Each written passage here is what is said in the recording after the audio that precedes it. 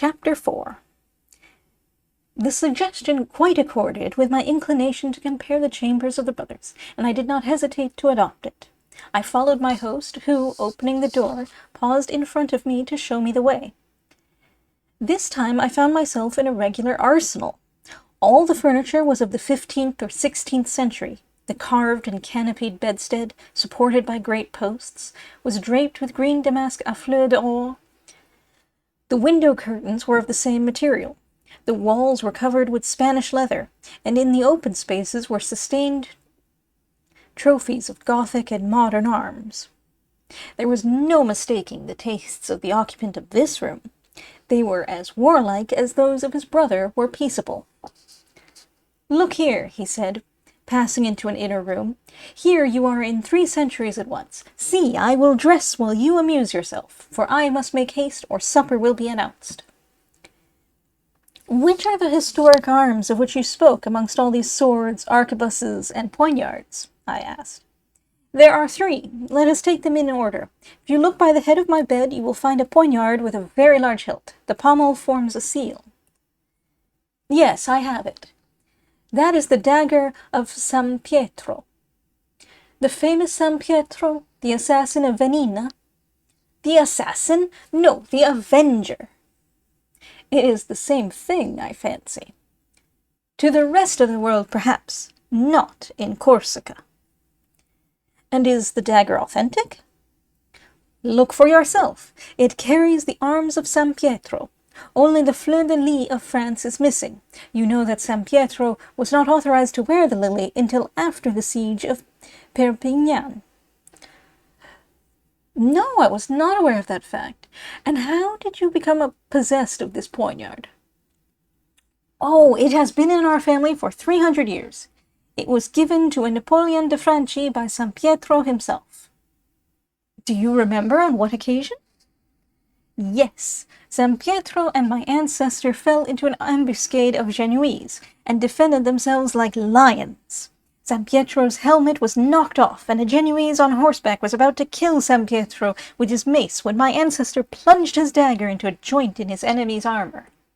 The rider, feeling himself wounded, spurred his horse, carrying away in his flight the dagger so firmly embedded in his armor that he was unable to withdraw it, and as my ancestor was very much regretted the loss of his favorite weapon, San Pietro gave him his own.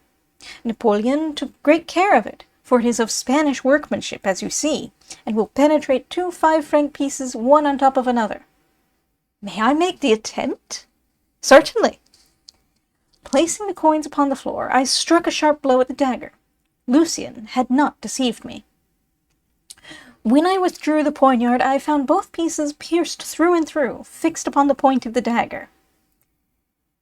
"This is, indeed, the dagger of San Pietro," I said, "but what astonishes me is that, being possessed of such a weapon, he should have employed the cord to kill his wife." "He did not possess it at that time," replied Lucien. "He had given it to my ancestor." "Ah, true. San Pietro was more than 60 years old when he hastened from Constantinople to teach that lesson to the world, viz., that women should not meddle in state affairs." I bowed in assent, and replaced the poignard. "Now," said I to Lucien, who all this time had been dressing, "let us pass on from San Pietro to someone else. You see those 2 portraits close together?" "Yes, Paoli and Napoleon." "Well, near the portrait of Paoli is a sword." "Precisely so." "That is his sword." "Paoli's sword? And is it as authentic as the poignard of San Pietro?" "Yes, at least as authentic, though he did not give it to one of my male ancestors, but to one of the ladies." "To one of your female ancestors?" "Yes, perhaps you have heard people speak of this woman, who in the War of Independence presented herself at the Tower of Sullacaro, accompanied by a young man?" "No, tell me the story." "Oh, it is a very short one." "So much the worse." "Well, you see, we have not much time to talk now. I am all attention." "Well, this woman and this young man presented themselves before the Tower of Sullacaro and requested to speak with Paoli. but as he was engaged writing, he declined to admit them, and then, as the woman insisted, the 2 sentinels repulsed her, when Paoli, who had heard the noise, opened the door and inquired the cause. "It is I," said the woman. "I wish to speak to you."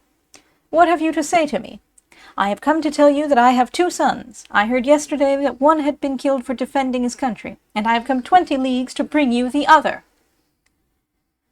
"You are relating an incident of Sparta," I said. "Yes, it does appear very like it." "And who was this woman?" "She was my ancestress." Paoli took off his sword and gave it to her. "Take it," he said. "I like time to make my excuses to woman." She was worthy of both, is it not so? "And now this saber?" "That is the one Bonaparte carried at the Battle of the Pyramids." "No doubt it came into your family in the same manner as the poignard and the sword." "Entirely. After the battle, Bonaparte gave the order to my grandfather, who was an officer in the Guides, to charge with 50 men a number of Mamelukes who were at bay around a wounded chieftain. My grandfather dispersed the Mamelukes and took the chief back a prisoner to the first council. But when he wished to sheathe his sword, he found the blade had been so bent in his encounter with the Mamelukes that it would not go into the scabbard. My grandfather therefore threw saber and sheath away as useless, and seeing this, Bonaparte gave him his own." "But," I said, "in your place I would rather have had my grandfather's saber, all bent as it was, instead of that of the general's, which was in good condition." "Look before you, and you will find it. The first council had it recovered, and caused that large diamond to be inserted in the hilt. He then sent it to my family with the inscription which you can read on the blade. I advanced between the windows, where, hanging half drawn from its scabbard, which it could not fully enter, I perceived the saber bent and hacked, bearing the simple inscription, Battle of the Pyramids, 21st of July, 1798. At that moment the servant came to announce that supper was served." "Very well, Griffo," replied the young man. "Tell my mother that we are coming down." As he spoke, he came forth from the inner room dressed, as he said, like a mountaineer, that is to say, with a round velvet coat, trousers, and gaiters. Of his other costume he had only retained his pouch. He found me occupied in examining 2 carbines hanging opposite each other, and both inscribed 21st September, 1819, 11 a.m. "Are these carbines also historical?" I asked. "Yes," he answered. "For us, at least, they bear a historical significance. One was my father's." He hesitated. "And the other?" I suggested. "And the other," he said, laughing, "is my mother's. But let us go downstairs. My mother will be awaiting us." Then, passing in front of me to show the way, he courteously signed to me to follow him.